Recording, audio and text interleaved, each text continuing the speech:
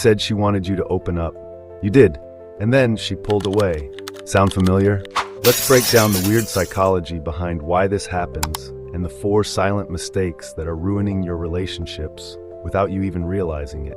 Picture this. You meet someone amazing. She's responsive, excited, saying yes to every plan. Everything feels easy. Then she says, I want you to open up more. Show your feelings. So you do. And suddenly her energy shifts. She becomes distant.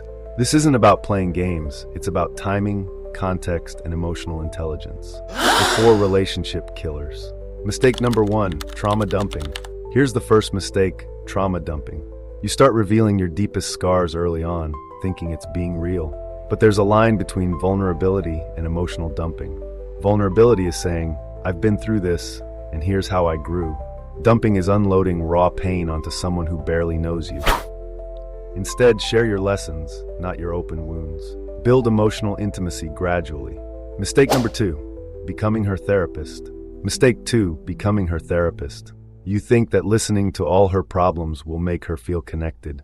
But listen, she doesn't want a counselor. She wants a partner.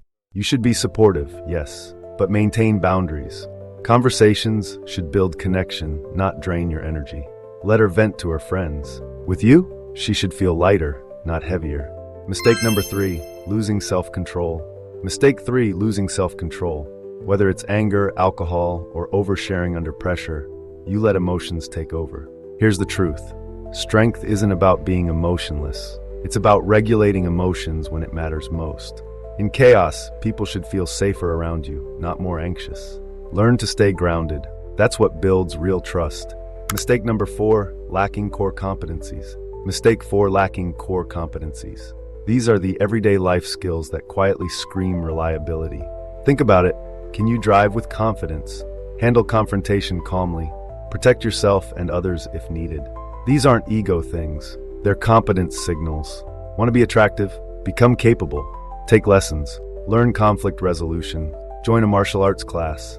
Confidence follows skill, and attraction follows confidence. Here's what actually works. Vulnerability after trust, not before.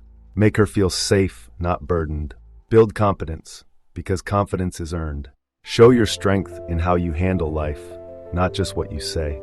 The paradox isn't that women don't want emotional men. They do. They just want men who know when and how to share.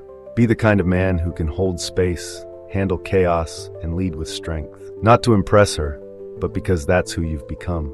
Now tell me in the comments, what's one skill you're going to develop this month? Let's level up together.